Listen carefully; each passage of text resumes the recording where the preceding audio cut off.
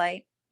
Hi, everyone. This is Frances Queller, and I'm so excited and honored to have a former SAT student, a tutor, someone who has helped other students achieve nearly perfect scores on their entrance exams, who is now hosting a webinar showing families how to score, how to perform, and really how to get in, not only to do well on the DAT, but ultimately how to get in to dental school and what the path and the journey is like.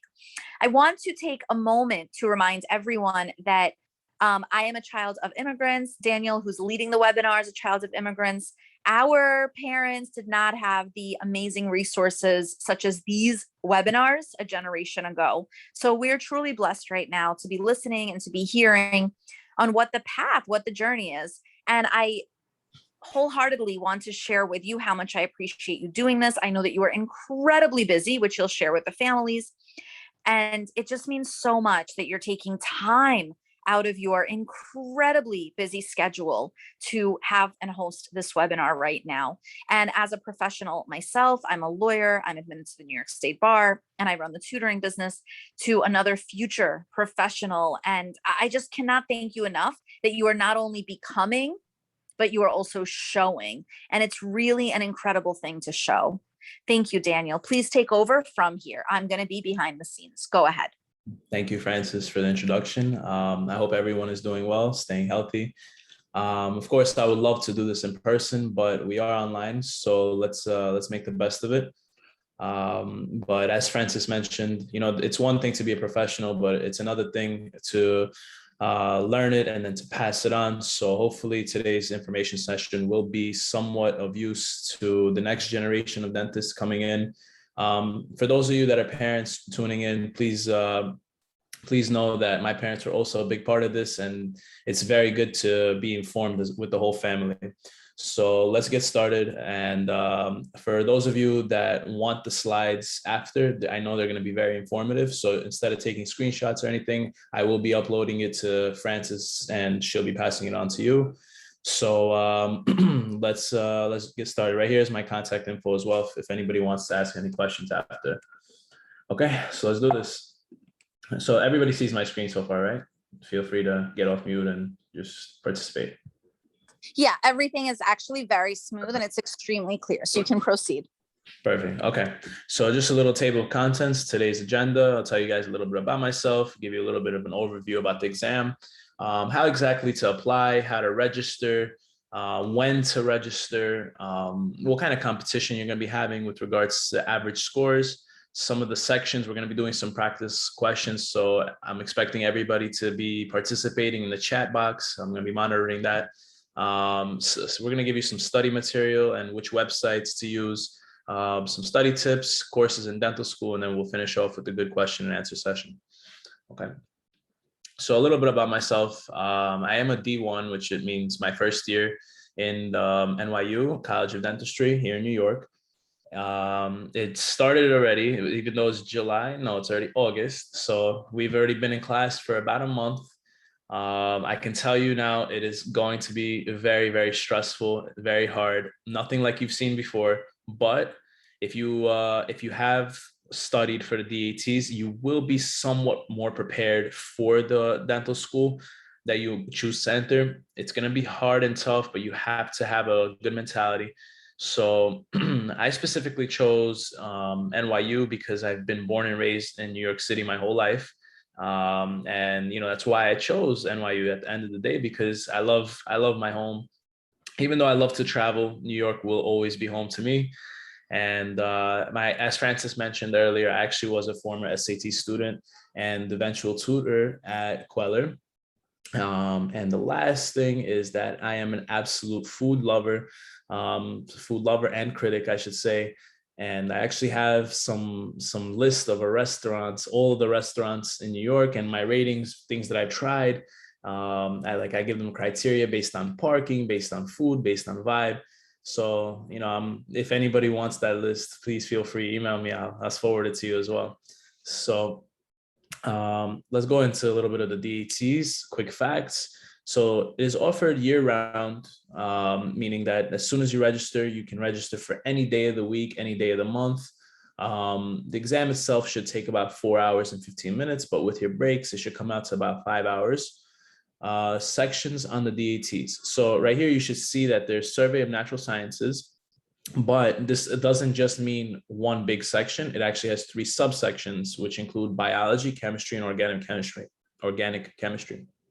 After that, you're going to be having a perceptual ability section, which for those of you that don't know, it is actually very, how should I say? It's an interesting section because it really develops your imaginative ability and ability to see and perceive what exactly different shapes are, how they look, like angle rankings, and more of the like. You're going to see some practice questions. You're going to understand what I'm talking about. Then it follows with a break and then a reading comprehension and quantitative reasoning. So it should take you about 5 hours. The cost to sign up for the exam is about $500 as well. So be prepared to pay for that. You don't want the money going down the drain. You know, study ahead of time. Don't be one of those that takes it 2-3 times. Get $500 is a lot of money. So you really want to be prepared. The maximum score you can get is a 30, and the average score is usually around the 17. Now this is a little bit older now that it's 2021. The scores have actually improved, so the average score is somewhere around the 19 to 20. So and they're making it harder too. So you have to be very, very, very, very competitive if you want to do well and you want to be outside of the average. So there's 2 types of scores that you're going to be given. You're going to be given an academic average and a total science score. So the academic average score, and I think I could actually show you guys. No, not yet. So the academic average score will be a compilation of all the sections, excluding perceptual ability, and the total science section score will be given just for the biology, chemistry, and organic chemistry section. So I'm going to go into a little bit of that in a second. And I'm going to tell you what exactly those 2 scores mean for you.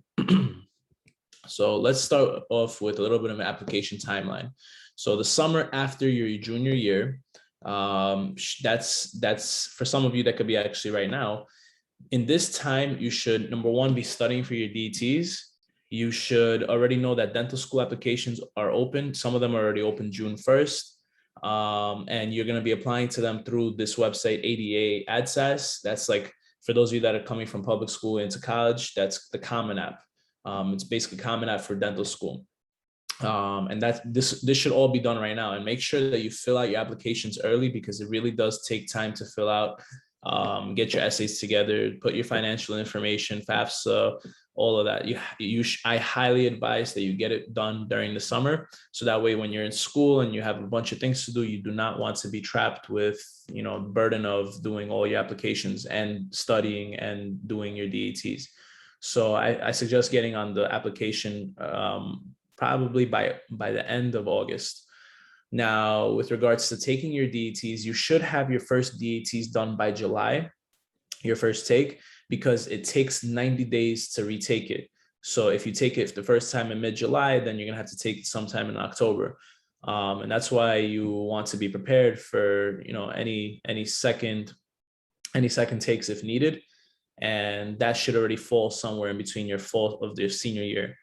And at around this time in the fall as well, you should already get your letters of recommendations together from your teachers, and any secondary applications that you're filling out, whether it's for NYU, Columbia, Stony Brook, wherever you end up, any dental school, they're open up their secondary applications sometime in the fall as well. So this is a good time to get everything done. From my own personal experience, this is a process. It's not an easy process. It takes time. So plan for this. And then in the spring, things kind of die down a little bit where you have any last DAT retakes for those of you that might need to take it again. There's interviews that you're going to be getting from schools. Any acceptances that you get should post around March and April, and that's when you should already be paying your subsequent deposit. It's an exciting time. It's stressful, but you definitely need to have an order and a schedule and just be organized. So that's your application timeline. Again, I will be sending this to you guys so that you can keep this for your own record. It's a lot of good information on here. So let's see how to let's see how to apply to take the DATs. So basically, this website right here, again, it's going to be forwarded to you. You start off here, you take the DAT. You're going to have to create a dent pin and make an account. Agree to all the terms, pay the exam fee, and just book the exam. The exam booking will be on a separate website. It's going to be called Prometric, and that's where you select where you want to book a date, a location, based on testing centers near you. So this will be a little bit of a process. So it also takes about, I would say, an hour to fill out based on the surveys they give you about where you're from, how much time you spend studying, etc. So plan to spend about an hour on this to apply for taking just the DATs. Scores to pay attention to. So this actually is my score report. This was for perceptual ability, quantitative reasoning, reading comprehension. That 29 is really great. I suggest anybody that's studying really focus on reading comprehension. It's the easiest one to pick up as fast as possible because it's the only one that you don't need prior information. So you just have to practice. For biology, Gen Chem, Orgo, that's where all of the rigorous study is going to be coming from. So I think that you guys should be spending about 2 months studying for your sciences, maybe a couple weeks for reading and math and perceptual ability. But every section is important. However, perceptual ability, as I wrote here, perceptual ability does not count towards your academic average. So if I don't like to say this, but if you have to drop studying time for any section, it would be perceptual ability because that section is just not counted. And at the end of the day, you would rather spend that time for organic chemistry, gen chem, bio. But that does not mean you neglect it. You have to do well on that as well, because some dental schools actually have a minimum of an 18 that they look for perceptual ability section. But nevertheless, it's not part of your academic average nor your total science. So total science, this was what I was talking about earlier. It's the standard score from the 3 sciences out of 100 questions. Now, notice it's not an average of how many questions you get right in all 3 sections. It's a standard score. So basically measure how you answered questions in comparison to other people in that same exam. So they measure you up against each other. What that basically means is that if the test is hard, they're going to give, and a lot of people answer wrong. If the test is hard, they're going to give better points. If the test is easy, it's going to be harder to get higher points. So you should really, really know your stuff because you're competing with other people. And as far as academic average goes, this is the average of the sciences, the quantitative reasoning, and the reading comprehension. So if you notice the reading comprehension score of the 29, that's what really picked up the academic average score to 22, but the science score was still 20. So on the next slide, I will be showing you what exactly sets you apart from the average test taker and what kind of scores you're looking for. But okay, let's see.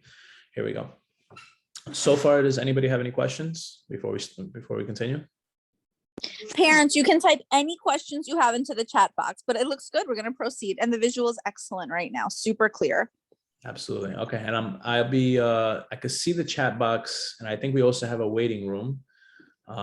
Francis, if you want to let some people in. Yep, all done.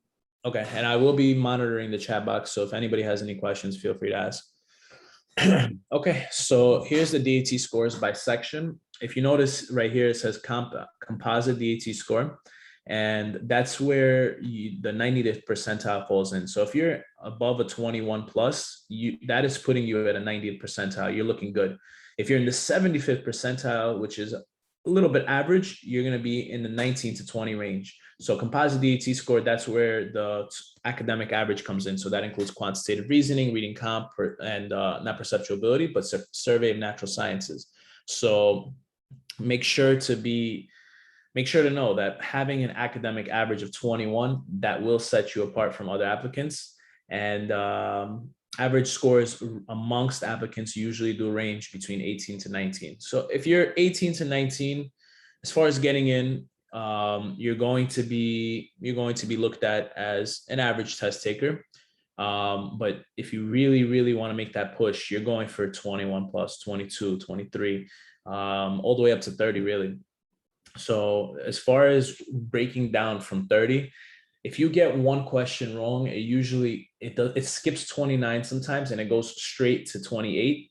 If you get two questions wrong, it can bounce from 30 up until 25. The ranging is just absolutely huge. It's just so far away in terms of where you could land, depending on how many questions you get wrong. So that's why you're aiming for ideally no more than 3 wrong on every section, 3 to 4 wrong on every section to pick you up. And that's if you have something like that on the reading section, that could really bring you towards a 29 or 30, and that could pick everything up. But don't forget that you are getting a separate score for Survey of Natural Sciences, and that's different than your composite DAT score. The composite DAT score is the same thing as the academic average. So that's why you're studying separately. You want to separate your science study from your math and reading study, because again, those are 2 different scores. And most of the time schools do look at both the science and the academic average. So everything deserves its own little type of attention. Let's continue. So the biology section, you're going to get 40 questions. Pause before I say that, actually. Biology, chemistry, and organic chemistry is one big section. You're given 90 minutes for the entire section, and it consists of 100 questions. So when I give you guys the time breakdown, I'm really talking about 30 minutes per section, and how many questions per that 30 minutes, it's going to be set in the slide. So for example, here, biology, you're given 40 questions and 30 minutes. So clearly that's a little bit less than a minute per question, which means if you don't know it, move on. If you do know it, answer fast. That's the way this has to work. On my DATs on the biology section, I remember I finished bio in about 25 minutes, and it was only because I actually did know some information that floated me through the entire bio section and brought me into chemistry. And having that extra 5 minutes was so important, because sometimes in chem and gen chem and orgochem, you need that extra time to survive. It's so important, because some questions require 2 minutes, 3 minutes to answer if they're solving something, if you're finding kinetic equilibrium, any sort of big questions that require big time. You need that extra 5 minutes. So the best place to make that time is from biology. You do not want to get stuck up on one question. But of course, you are given free navigation. So some people do like to use the strategy of skipping bio, going straight to chem. But again, that's also a waste of a minute to get to chemistry. So my advice is, when you get to bio, just do it. If you don't know it, move on. You'll come back to it later. So these are the topics that you will be given on the biology section: cell and molecular biology, structure and function of systems, diversity of life, evolution, ecology, behavior, developmental biology, genetics. All of these, they sound so simple and small, but they cover so much different types of systems and so much different types of knowledge and information. So that's why you definitely want to be able to plan ahead for biology study. This is not something that's going to take you a week, 2 weeks. It's going to be a month, 2 months worth of study time. And later on, I will be telling you how to divide this study time and how to approach it in terms of biology, chemistry, all of that. I'll give you a study plan as well. But make sure that you do not put off biology, the biology section. It's the easiest one to put off. So right now, what we're going to do is, I want to get people participating. So we're going to have a question right now, and you don't need any prior knowledge, but hopefully, let's see if you guys can figure it out. I'm going to give you about 3 questions for the biology section, and then we'll proceed Gen Chem, and we'll proceed to organic chemistry. I'm not grading you, but I would love you guys to participate. So here's question 1. In the developing embryo, which of the following would be formed from the mesoderm germ layer? And ideally, you guys would answer in the chat. So I'll give you about like 30 seconds, 30 to 40 seconds. I don't have to answer these, right, Daniel? You're more than welcome to if you want to. It's F. I think it's F. No, I'm kidding. Guys, I only help facilitate the webinars. I don't know this. Let's see. So Andrea said A. Wait, my 5-year-old's listening. Hold on. We're all listening here. Let's go. Okay, Michelle, come here. Let's go see. Ready? Michelle, come. Good one. Michelle, what is it? A, B, C, D, or E? Which one? A, B, C, D, or E? F. She thinks it's F also. She chose the one that's not here. Chelsea, So, does it A, B, C, D, or F? A, B, C, D, or F? so let's do another about 10 seconds. Please submit your answer in the chat. Don't try to Google it. Try to actually answer it. Your choices are skin, blood, hair, brain, or lens of the eye. I think it's 9. Oh boy. Um, Which one do you think it is? let's go another 10 more seconds. Wait. I think we know. Michelle, which one do you think it is? 9. She thinks it's 9. 9? What do you think, guys? It's 9. It's not 9. 9. 10. So let's move on. The answer is it's B. So basically, this is the type of question that you'll see on the biology section. It gets you to memorize something like the mesoderm germ layer, which is embryology. For those of you that do get into dental school, embryology is going to be one of the first classes that you take, and this is going to be Фото так красиво вышло. В этом доме фото. Francis, Oh, yeah. you want to do mute? Go right ahead. Go right ahead. Wait. Okay, so basically, so embryology is one of the first classes you're going to be taking in your dental school in your first year of D1. And this is one of the types of questions they're going to make you learn: the mesoderm, the ectoderm, the endoderm. So biology does not disappear after you take the exam. It stays on.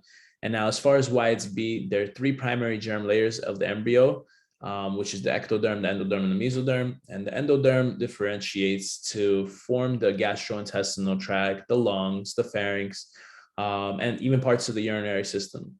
So the ectoderm is the outer layer of the 3 germ layers, and it results in the formation of the epidermis and related structures. So this includes things like hair, nails, organs, and the ectoderm also forms the spinal cord and the brain. But the mesoderm, this is what the question is asking. What does the mesoderm form? So the mesoderm is the middle layer, think meso middle, of the 3 germ layers, and it eventually develops into connective tissues. So that's bone, cartilage, muscle, and blood vessels. So blood is considered to be a connective tissue. These are the types of questions you'll be getting. Let's give you another one.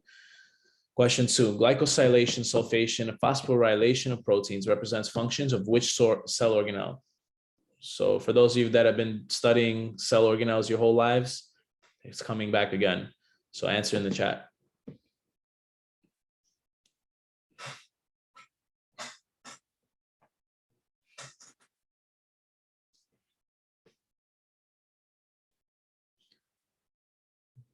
Sange said D.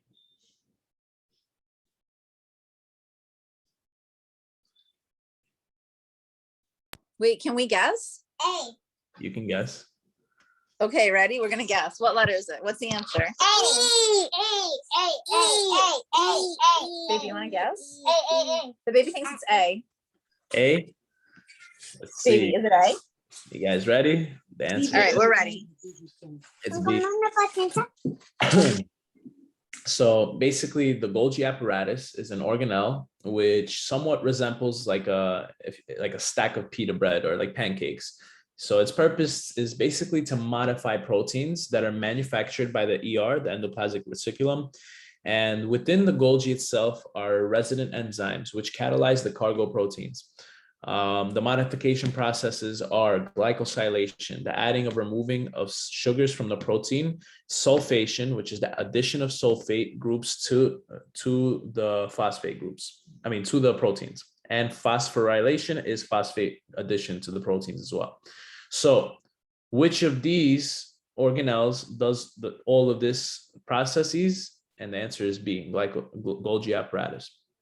So these are the types of questions you'll be encountering on your DATs. They're not so easy, they're not so intuitive, and if you study, you surely will be able to answer these. Let's move on. Question 3 and last question. During which stage of meiosis do homologous chromosomes exchange genetic information? This one I expect everyone to know. Chat box, chat box.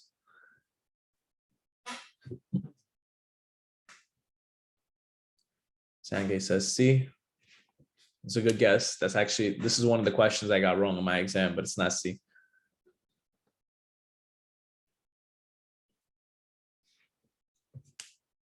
Andrea says D, also wrong.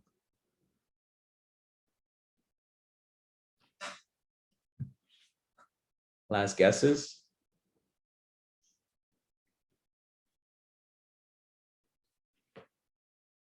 Okay, the answer is... Wait. Are we allowed to guess or not?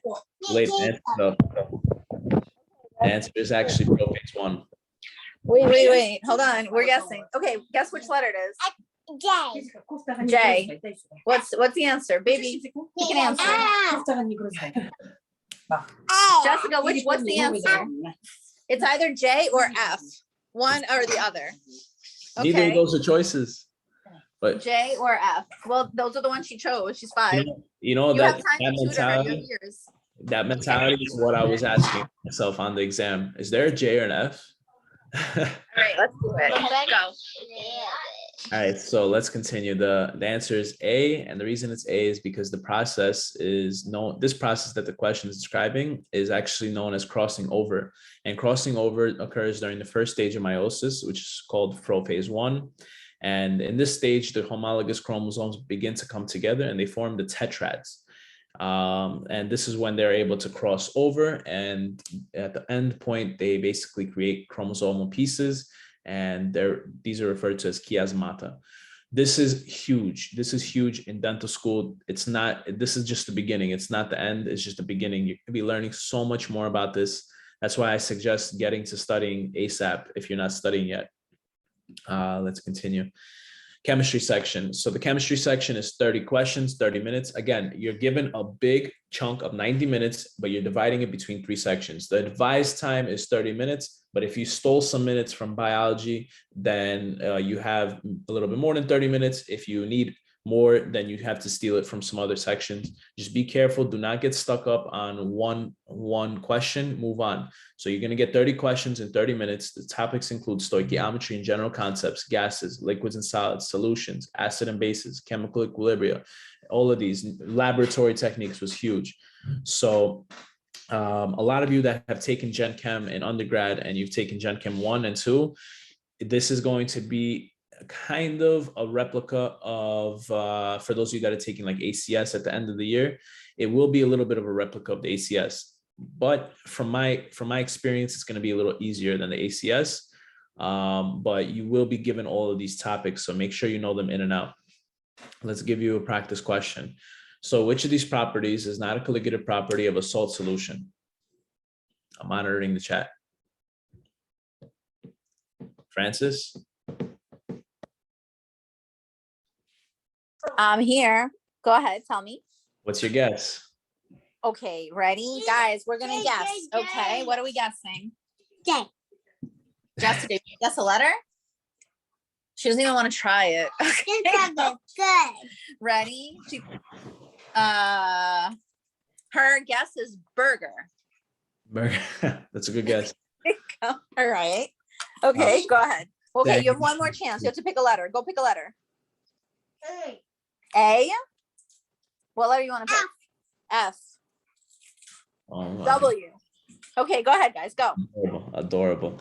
So Sangay says C. Andrea or anybody else have any guesses here? Feel free to call it out. Can I get some water? What letter do you think it is? B. B. What is it, Danny? Did we get it? Drum roll. The answer is E. It's So E. Just you won. I said E. Oh. Okay, you won the lottery last time. It's all right. Close. Okay, we No, tried. I said E. I said E. She's changing the story. oh, All no. right.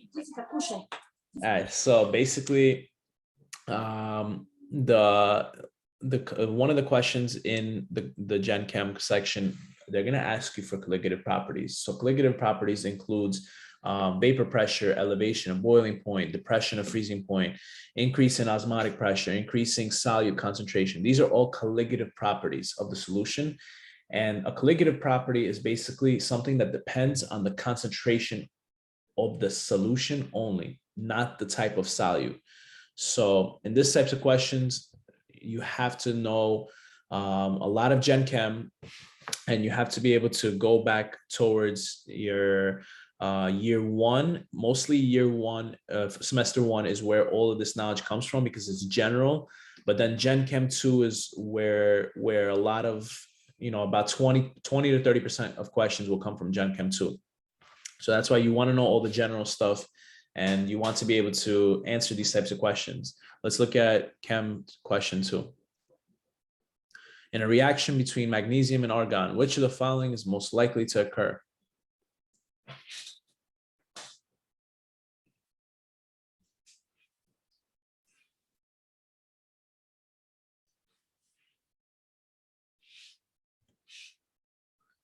And any answers?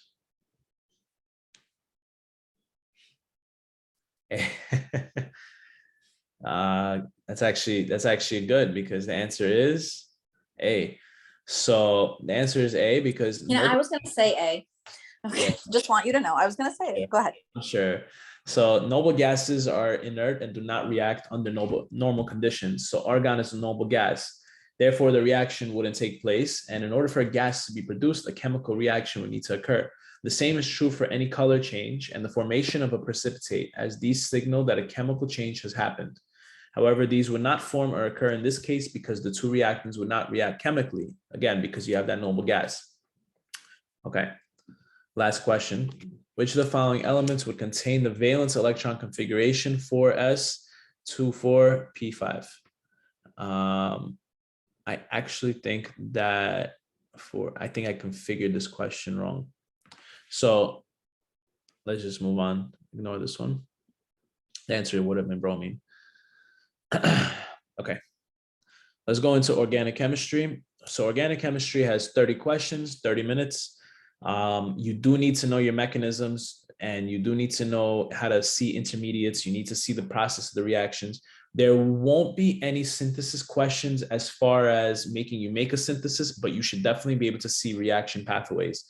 As far as chemical and physical properties of molecules, you're going to need to know what every single molecule looks like when it's getting produced. You will need to know your nomenclature. You're going to need to know stereochemistry, how to rotate the molecule. If you have any sort of reaction, the reason I put reactions and major functional groups 3 times is because that's where most of the questions will be coming from, reactions. You will have some lab technique questions, and you have to know your reactions. There's so many to know. But if you follow pathways and you follow your memorization from all of Orgo 2, and I'm going to tell you how to study for that in a second, you'll be great. Organic chemistry, I think, is one of the best sections to get your points from. You either know it or you don't. With biology, it's like it can come from so many different places, but Gen Chem and Orgo, it's straight rules. If you know it, you know it. If you don't know it, you don't know it. So that's why for organic chemistry, these are the different types of topics you're going to be seeing. Let's go into some practice questions for Orgo Chemistry 1. Question 1. Which of the following molecules corresponds to 2 bromo, 1 chloro, 4 propyl, benzene? For those of you taking Orgo right now, this should be easy. I'll give you about 30 seconds to answer.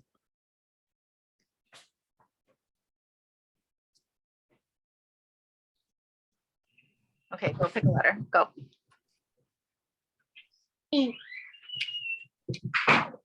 He thinks it's E. E. Let's see, Sangeet or Andrea have any other choices too, or anybody else? I invite everyone to participate. I mean, my 5-year-old said it's E, so. Sangeet says it's 1. Uh-oh. L. L. She thinks it's L. How come my burger does She thinks it's that? L. No. Any other answer choices right before we move on? 3, 2, 1. Okay. The answer is 4. So choice 4 are basically that's the name of the compound. Again, this goes down to rule memorization. You have to know your rules as far as aromatic rings. You have to know what's the priority group, which substituents are ranked onto which types of priorities. So again, you have to be able to memorize your priority groups and all the different rules for naming. This is nomenclature question. Question 2. Rank the following aromatic compounds in order of reactivity towards electrophilic aromatic substitution, from most reactive to least reactive. So again, this is reactivity. You have to be able to know your electrophilic aromatic substitution rules. You have to know your substitution rules. You have to know your nucleophilic substitution rules. There's so many different types of reactions. That's why I said you have to know reactions. Any guesses? I give you about 10, 15 seconds.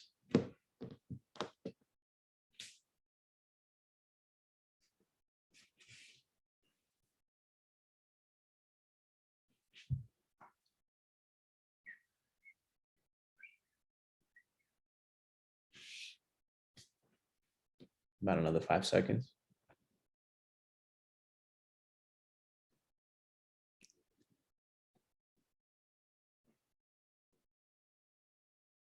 And the answer is A. So if you could tell, this is the type of question, again, you need to know your reactivities. You have to know which compounds based on pKa, which acidic compounds are more reactive than others, which active groups, which are deactivating groups, inductive effects, resonance, all of these different types of things. For those of you that don't know, these are called stabilizing effects. What makes a compound more stable? What makes a compound more reactive? So one rule I want everybody to remember is the stronger the acid, the weaker the conjugate base. Okay, so that's how you're going to be able to go towards these types of questions. You have to know your rules. That's just one example. Okay, so I gave you a little bit of practice questions. Let's go to perceptual ability. So perceptual ability is the section that comes right after your sciences. By this point, you're already probably so exhausted. You're already at the midpoint of your exam. You have to power through another 4 sections. But again, perceptual ability, they were generous for giving you this section because it doesn't really count. It counts, but it doesn't count towards your academic average. So during this type of section, is just, you should be having a break. Like, it's puzzle pieces. Enjoy the time. Take it easy. And ultimately you should be fast though, because these are not easy, but they're fun. So your types of questions you're going to be getting are keyhole, top front end, angle ranking, hole punching, cube counting, and pattern folding. I'm going to show you an example of every single question right now. So pattern folding. In pattern folding, they give you on the left, as you see, there's this big unfolded shape, and you have to, in your head, picture, if I was to put this all together, what shape would it make? So this one, I want everyone to participate because it's not something you need to learn in school. You just use your imagination. So I'm gonna give you about let's give you about 20 seconds, 20 to 30 seconds, which is exactly what you're gonna be getting on the DATs for this. So I'll leave the chat box open. What do you guys think if you were to fold it in together? What would it look like? Andrea, good job. Thank you for answering. By the way, that this is excellent. Thank you. So the answer is, Andrea got it. The answer is B. It's all about imagining. You're going to see these shapes coming together. And if you can imagine that these 2 shapes right here, this one in the back, and when you fold it in, you create this shape right here. Like you just have to see it. And with practice, you're going to get better at this. Let's do top front end. So top front end is basically, let's say, let me get this object. Okay, box of tissues. So box of tissues, you see this front? Actually, it's a little bit blurry, but imagine you have a box. So here's the front, here's the top, and here's the end. So I know my camera's a little bit blurry right now, but you guys get the idea. So same thing here. They're showing you something like the front of it, the back of it, the top of it. Now you have to show me the end of it. So for Andrea asking, how did you study for these kinds of questions? The truth is, it's all about practice. You have to just keep doing them. I followed an Instagram page, 2 of them, and every single day they will post perceptual ability questions. And I would just look at it for like 5 to 10 minutes every single day, just study these questions.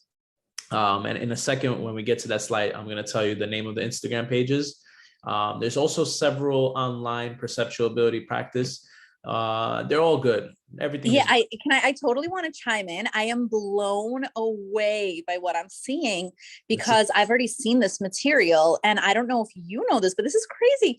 So this is actually something that I've seen in the ability section of the tax exam, the entrance to Catholic school, and you will be shocked.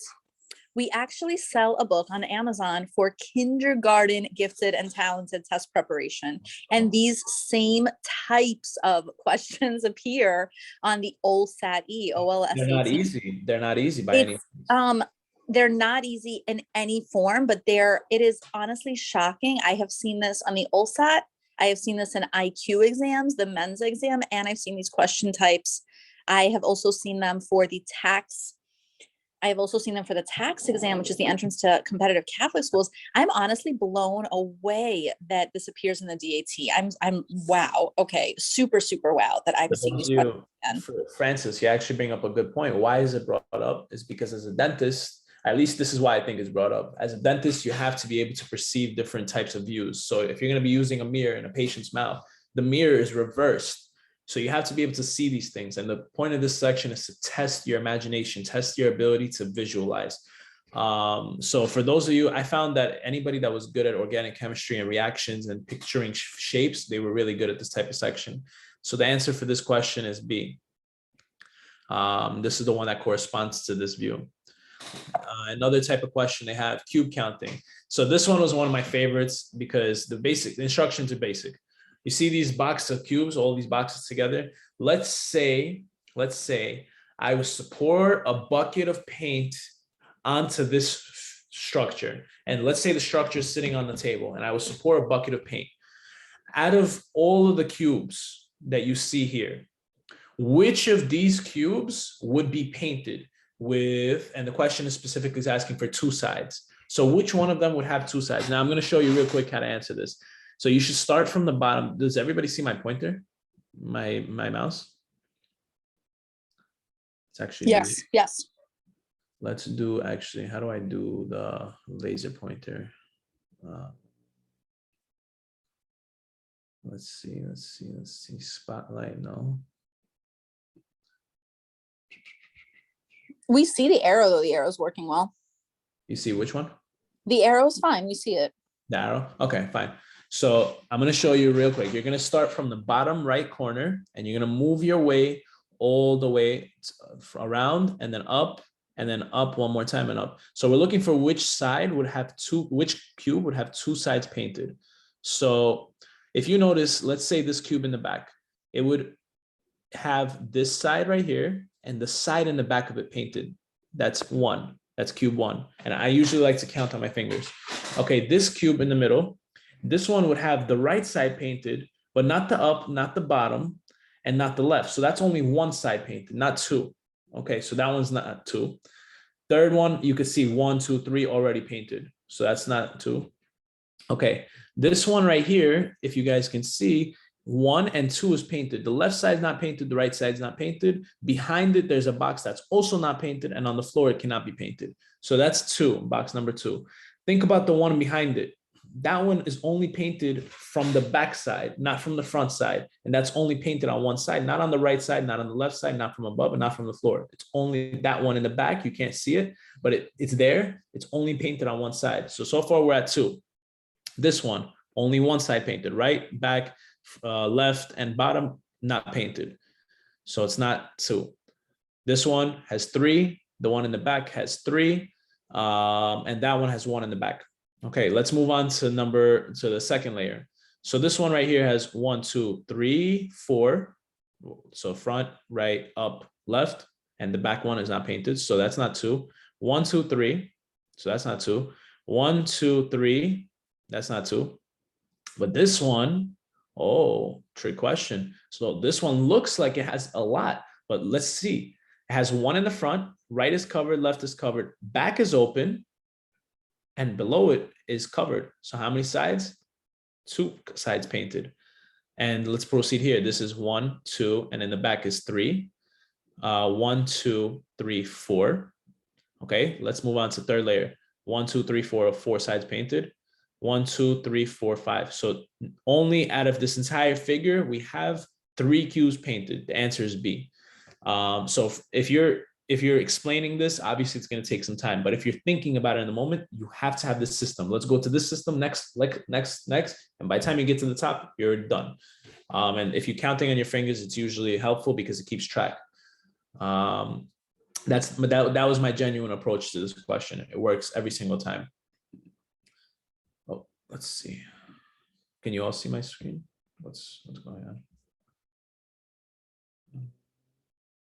For some reason, oh, it's telling me to annotate. Okay. Examine the 4 interior. So this is angle ranking. This is the type of question where they give you 4 angles, 4 or 5 angles, and they ask you to rank it in order of which one is smallest to largest. So this is not something that's easy. You have to be able to visualize. The way I see it, angle 1 is the smallest. So here's a little trick for any acute angles. You have to look at right there. See how dark it is. The darker it is, the closer it is together. So the darker it is, so this one is darker than that one I see in that little point. So I would say 1 is less than 2. And then between 3 and 4, you see now 4 is actually, it actually looks smaller because they give you less of the angle. But 3 is a bigger angle. They're giving you more of the line, but 3 is actually smaller, surprisingly. And if you see all of them put together, it's 1, 2, 3, 4, and the answer is A. It looks so simple and it's so easy to get tricked up, but you have to be able to visualize. This is so common on the DATs that people get wrong, but it's all about your visualization skills. And then the last type of question is hole punching. So imagine you take a piece of paper. Imagine you fold it the way that you see in fold 1. Let's do another fold. And then let's do a third fold. And where we hole punch right there, boom. Now let's say I unfolded it completely all the way. Where would the holes end up? These are the types of questions you'll be getting. So this one would end up here. And when I open it, none of these would carry on that hole because the hole was punched right here in this area. And if you notice, they folded it here. So there was nothing there. So I say answer A, and A is the right answer. Okay, so far, any questions? This is perceptual ability. Okay, reading comprehension. So reading comprehension, you're given 3 passages, 60 minutes, 50 questions. The strategy I use personally, and this is, I got a 29 on the reading section, so this worked for me. You're given about 10 to 20 paragraphs per passage. Okay, you're given 3 passages. It's not easy to memorize all of these paragraphs. When you're going to be asked a question, you're going to have to scroll through 10 different paragraphs, 10 to 20. That's not easy. And another thing is you're going to have to know your tone, your main ideas. So what is the approach? My approach is search and destroy. You're given 60 minutes, you're given 50 questions. So what do? 1 minute per question, which is more than enough to go to the question, to go to the paragraph of the passage. Try to find the answer to the question. The questions are so simple sometimes. They would ask you in the first paragraph about, let's say, a bridge.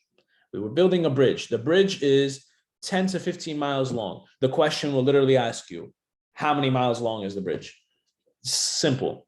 And there's so many different types of questions that they could ask you, but the questions are all searchable. You look in the paragraphs, you find it, the answer is there.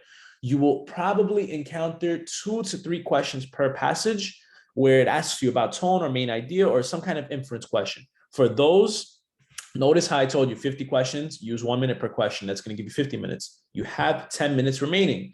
In those 10 minutes, use about 3 minutes per passage to actually just skim the first paragraph, the second, and the second to last, and the last. That's where you're going to get your main idea. You're going to get the tone. By the time you get to these types of questions, hopefully you have read enough of skimming and searching and destroying, that you already know that the tone of the passage, you can answer those questions faster as well. So this was how I approached it. I did not read the passage.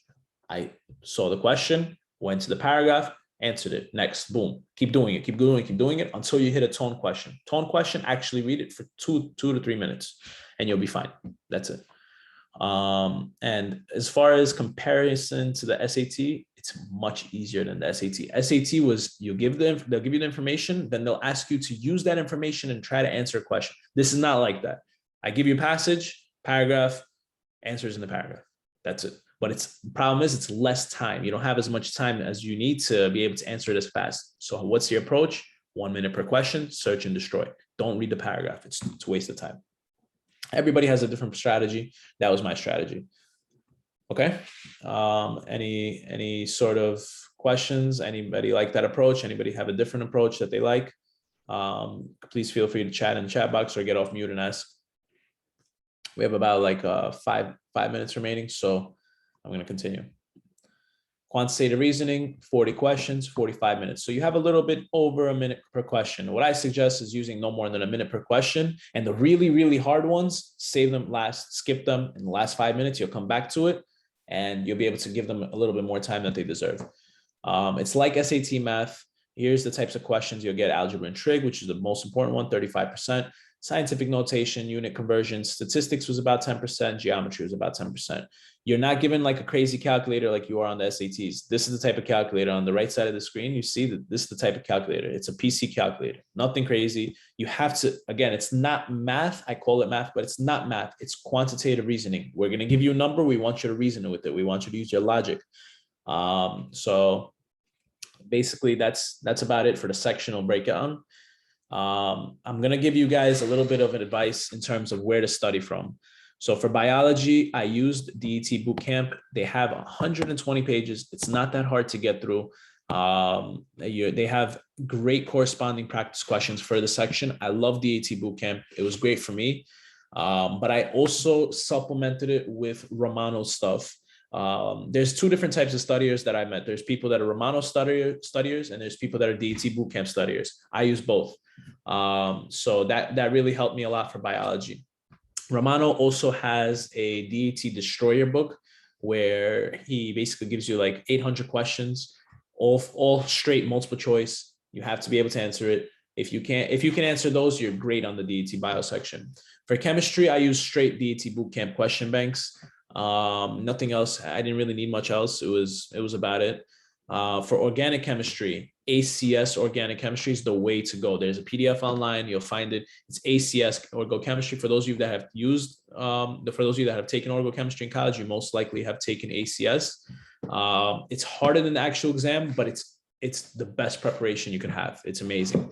And once you do that, I did it at the same time as DAT Bootcamp. I did not use Romano stuff for orgo.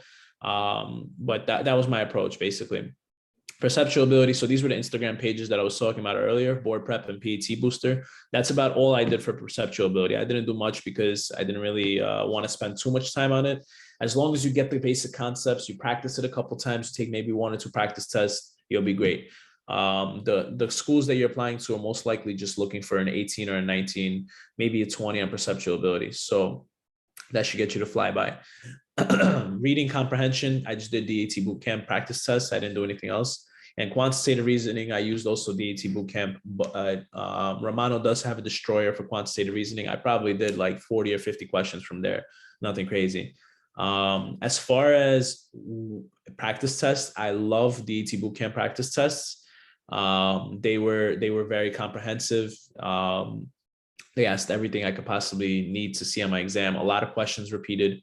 This is not an easy task. Like you have to be able to go through all the material, find what works for you, find what you like, and just go from there. Study tips: use and abuse Google Calendar. Okay, it's your best friend. Plan everything out: your showers, your meals, all your breaks. Everything has to be on a Google Calendar. Plan out color coding. It's the best way to do this. You're going to be studying 8 to 10 hours a day for about 2 months if you want to achieve great scores. So you need to prepare. And if you're productive and stay on schedule, you can get a 30 with this amount of preparation. It's not that far out of reach. The exam, in my opinion, it's an easy exam. It's just about how you study. Use the material that I gave you in the last slide graciously, but do not bite off more than you can chew. You don't want to study in one section and then go to another one and go to another one and just, it's going to be too much. Just find what is good for you, find your study habit, find your rhythm, and just run with it. Don't go too crazy, but find your rhythm. For the biology section, this is my own personal technique. For those of you that are studying for bio and you really want to know how to exactly approach it, this is a gold mine, what I'm about to tell you. Choose either or, Romano's notes or Bootcamp's notes. Make flashcards for every single page. I probably had 10 to 15 cards per page on Bootcamp's notes. Comes out to about 1,000 flashcards. It took me maybe a month.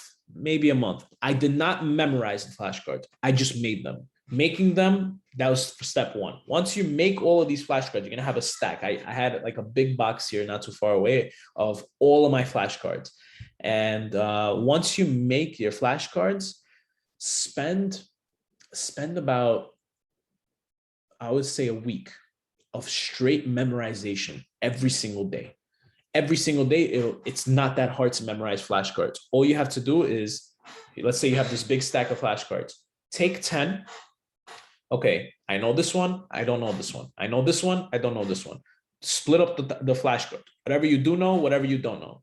The things that you don't know. So you, out of this 1,000, your no pile should be, just because you even made the flashcards, because you reviewed the material, your no flashcards should be somewhere around 300 flashcards eliminated. Now you have 700 to work with. Okay, from this 700, the first time you're going to look at it again after you did the don't know, it's going to be a refresher immediately.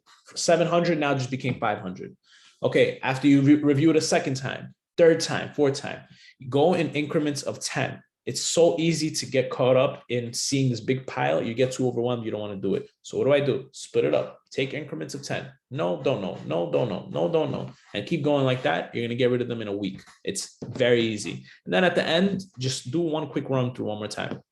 I did this the day before my exam and it worked wonders. I just started memorizing things. It's like, wow, I can't believe I memorized this. And once you memorize all of these flashcards, so that was month one. Month two, straight question banks. Just try to do every question you can. You're going to notice so many similarities between the flashcards and the question banks. It's just going to be like a rhythm. You're going to find the rhythm. If you have a system, it's not hard to study. You have to have the system. So that's how I did bio. And last thing is remove all social media. It's a distraction. I don't have to tell you guys this, you know this. Social media, I used to spend at least 3-4 hours a day. Instagram, TikTok, Snapchat, Facebook, anything you want. It's just a distraction. You get caught up too fast. You do not want to spend any time on that. So you rather spend time studying.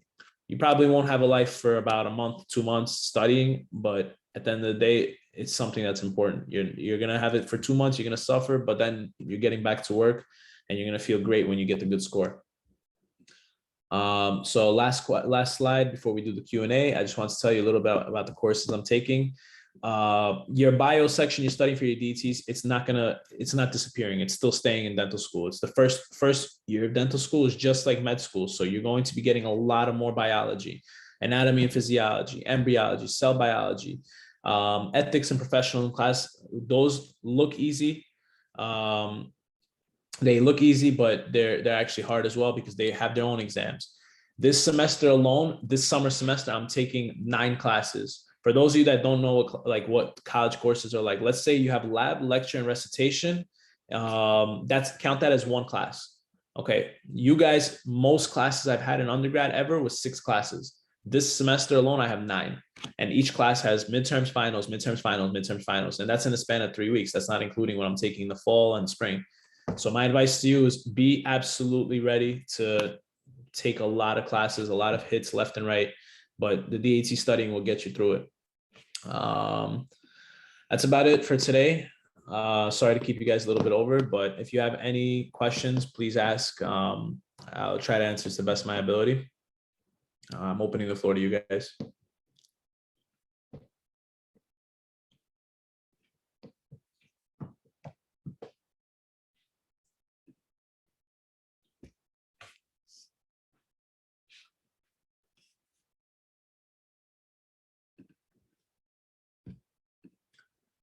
Any I questions? think you covered so much that everyone is just blown away by the content and the information. Thank you so much. Oh, there's a page. It's the please review, guys. Thank you so much. This was such a great webinar. Everyone, I'm going to take you guys off right now. I'm going to take you off the mute box. Okay, hold up. I'm going to take everyone off the mute box. We can all say thank you to you. Okay, go 1 second. Let me play with this. Okay. You covered so much content. Everyone say thank you. Thank you. Thank you very, very much, Danny. Thank you. Thank you so much. Everyone, thank you. No problem, guys. If I'm going to be uploading these slides to Frances, and hopefully she'll send them to you guys. My email is in the slides, so you guys can always email me, contact me directly. I'm always available for questions. Thank you guys. Thank you, everyone. And I hope that we learned, and hopefully we got a tremendous amount of knowledge and content out of this. Thank you, guys. Enjoy, everyone. Danny, carry on. I guess you're going to keep studying now, right? All right. Thank you. Thank you so much. A break, an opportunity to have a break. Absolutely. Can you believe this, guys? This was his break. All right. How much time did you spend preparing for this break? About an hour and a half to make the slides, maybe like 30 minutes to practice. And then my goodness, that was a break. So everyone, let's be clear on how Danny finds the break. Okay. Learn from this. Okay. Thank you. Thank you so much, Danny. Thank you. Have a good Brought night, back lots of study memories. Okay. Take care. Bye.